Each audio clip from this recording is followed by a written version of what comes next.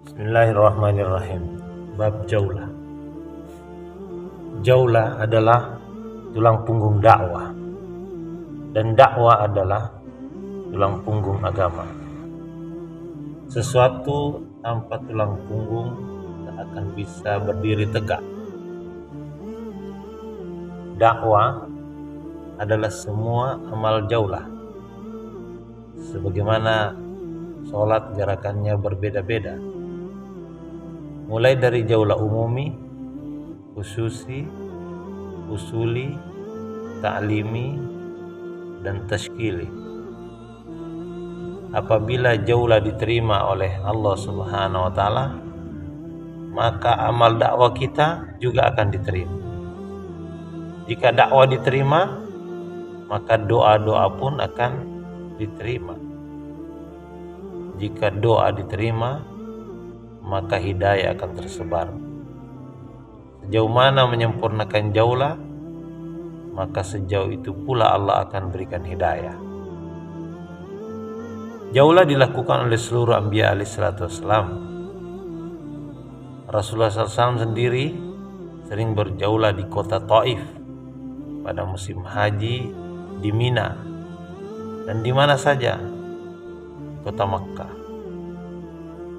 Kadangkala beliau sendiri, kadangkala bersama Sayyidina Abu Bakar, bersama Zaid bin Haris, atau bersama dengan Abbas radhiyallahu anhu. Pada saat itu Abbas masih belum memeluk Islam. Dalam surah Yasin diberitakan 3 orang yang berjaulah. Al-Quran juga menceritakan bagaimana Musa dan Harun alaihissalam berjaulah.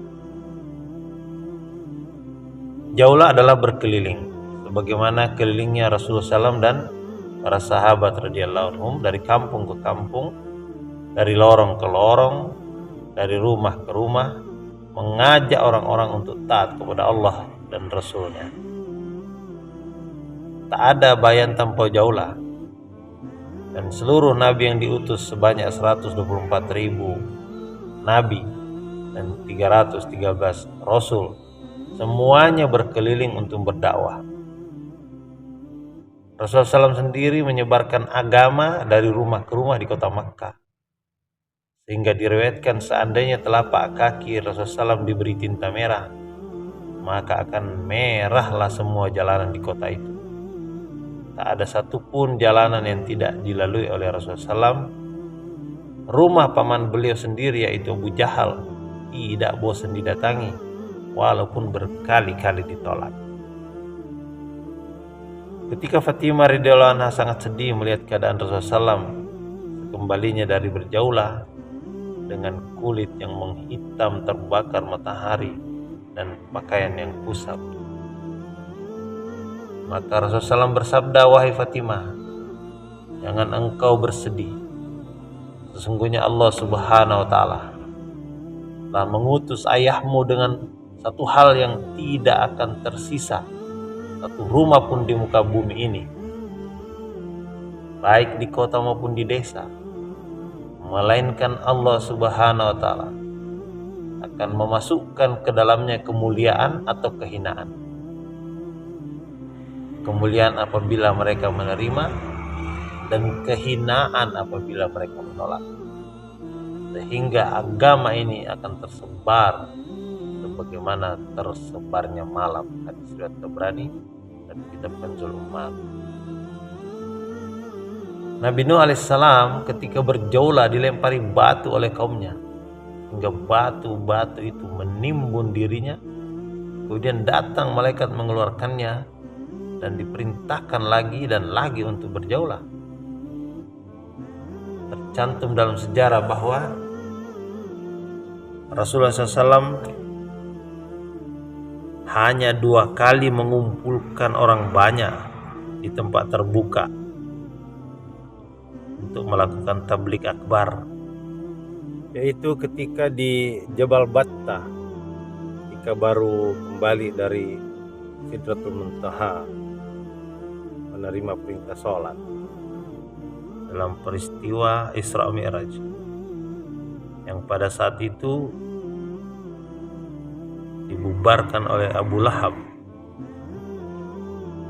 Dan ketika haji wada, di mana wahyu terakhir turun dengan pembentukan dan pengiriman jemaah untuk khuruj fisabilillah yang pertama kali sebelum beliau wafat, yang pemberangkatannya dilanjutkan oleh Sayyidina Abu Bakar radhiyallahu anhu, dipimpin oleh Usama bin Zaid. Usaha dakwalannya dilakukan dengan berjaulah dari pintu ke pintu dan dari qabilah ke qabilah. Dalam usaha pertanian, jaulah ibarat menebar benih-benih hidayah pada hati manusia. Siapakah yang masih layak diberi hidayah oleh Allah Subhanahu wa taala? Maka hadirkan dalam hati bahwa kita bersama 124.000 nabi dan membawa nur seperti nur yang memancar dari hati para nabi. Bila hak ditegakkan, pergerakan batil akan hilang, agama akan hidup seperti darah di dalam tubuh yang senantiasa bergerak. Maksud dan tujuan jaulah. Maksud dan tujuan jaulah adalah untuk membentuk sifat sabar, membentuk sifat tawadu, ikhlas, ihsan, dan sifat lainnya, sehingga mudah mengamalkan kurang lebih 154 hukum Islam. Sehingga Allah Subhanahu wa taala memberikan hidayah dan mengekalkan hidayah dalam diri kita dan menjadi asbab tersebarnya hidayah pada diri orang lain. Keutamaannya, siapa saja yang mengalami kesusahan untuk mengajak seorang ke dalam jaulah,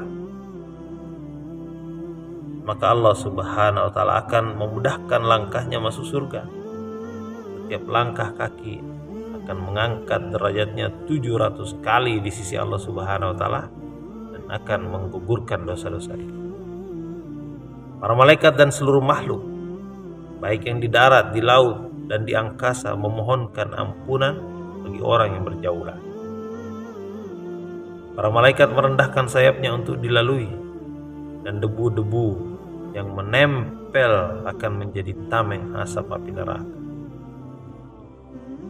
Berdiri sesaat di jalan Allah lebih baik daripada sholat sunnah sepanjang malam di depan Hajar Aswad pada malam Lailatul Qadar.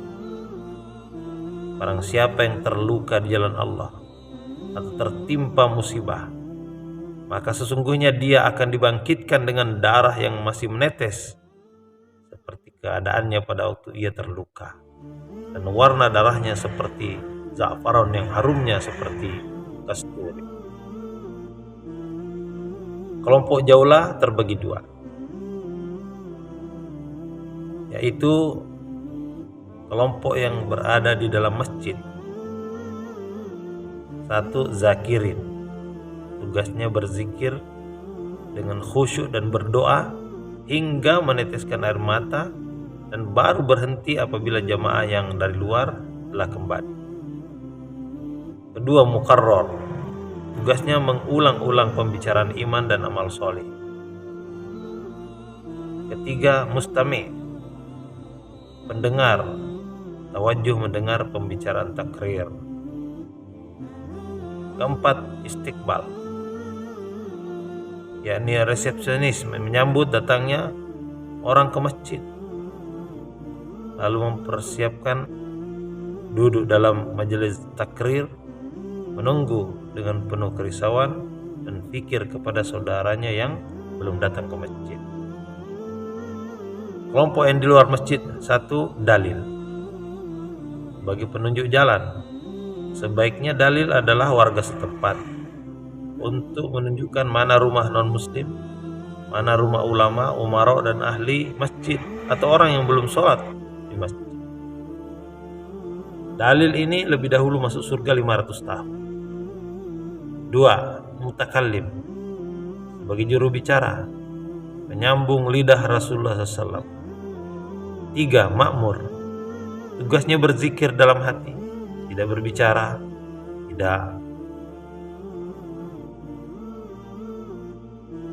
dan mengantarkan jamaah kes ke masjid. 4. Amir Jaulah bertanggung jawab terhadap rombongan Jaulah. Jika ada yang melanggar tertib, maka Amir mengucapkan subhanallah dan masing-masing mengoreksi diri, bukan melihat orang lain. Jika masih tidak tertib juga, maka Amir memberi targib dan berhak memutuskan apakah Jaulah dilanjutkan atau dikembalikan ke masjid. Pada waktu Jaulah hendaknya membawa 4 sifat. 1. Fikir. Dalam berjaulah ini agar bukan sekedar melihat-lihat suasana, tapi harus dijalankan dengan penuh fikir. Sebagaimana fikir Rasulullah SAW, bagaimana agar umat manusia selamat dari azab Allah, sehingga Islam menjadi rahmatan lil alamin. 2. Zikir. Jangan buat jaulah dalam hati yang lalai. Buat jaulah dengan doa dan mengingat Allah Subhanahu wa taala. Merasa diawasi, dilihat oleh Allah dan mengharap bahwa Allah taala turunkan hidayah. 3. Syukur. Hendaknya bersyukur bahwa kita telah dipilih dan dilibatkan oleh Allah Subhanahu wa taala dalam tugas yang mulia untuk melanjutkan usaha nubuah. Padahal kita ini dhaif, tidak pantas, tidak berilmu.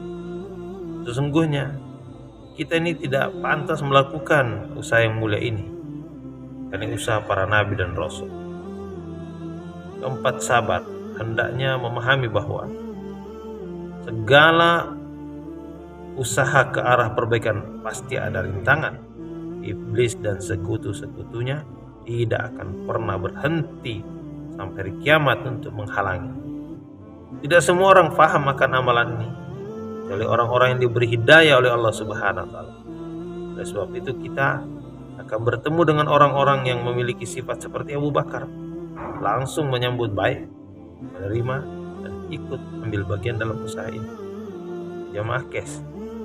Kedua orang seperti Abu Thalib sangat mendukung, memberi fasilitas, membela jika ada yang menentang, tapi sayangnya tidak mau bergabung sampai akhir hayatnya, karena menganggap derajat bangsawanannya akan jatuh jika bergabung dalam usaha itu.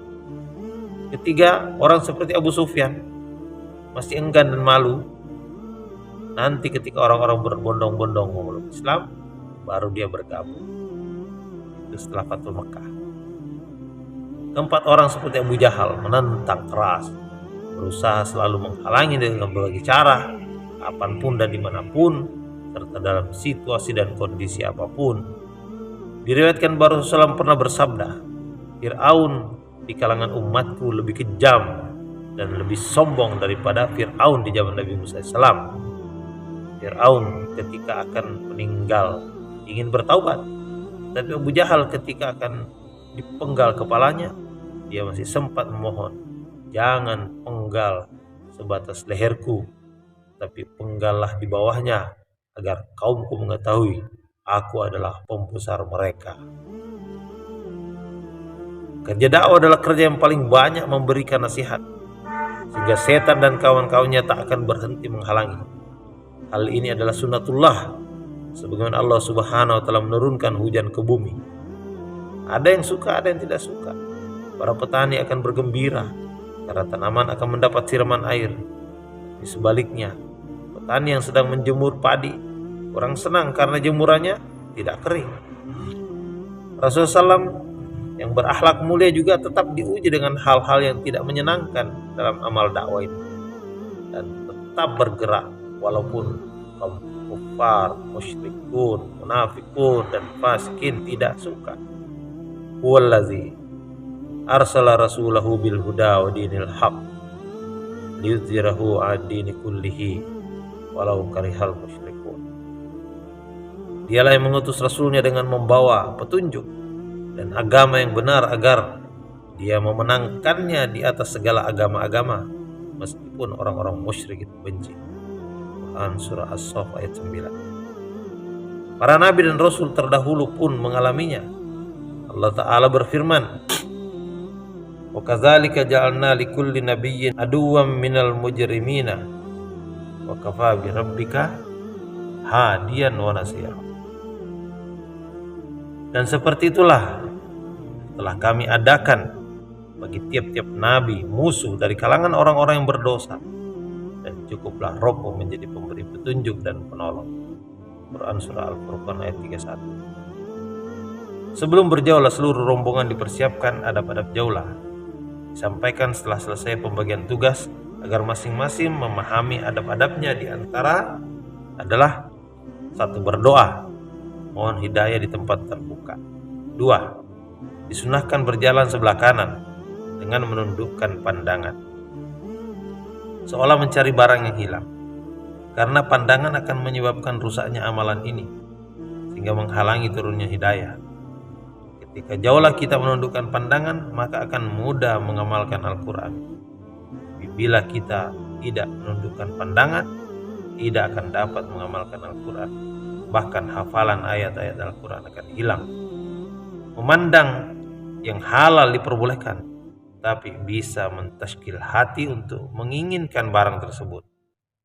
Apabila menundukkan pandangan, maka akan terlihat hakikat tanah tempat kita akan dikuburkan, atau batu yang pecah-pecah ketika Allah Ta'ala hancurkan bumi ini.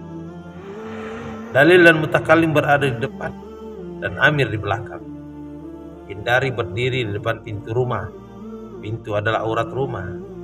Dalil mengetuk pintu rumah, mengucapkan salam hingga 3 kali.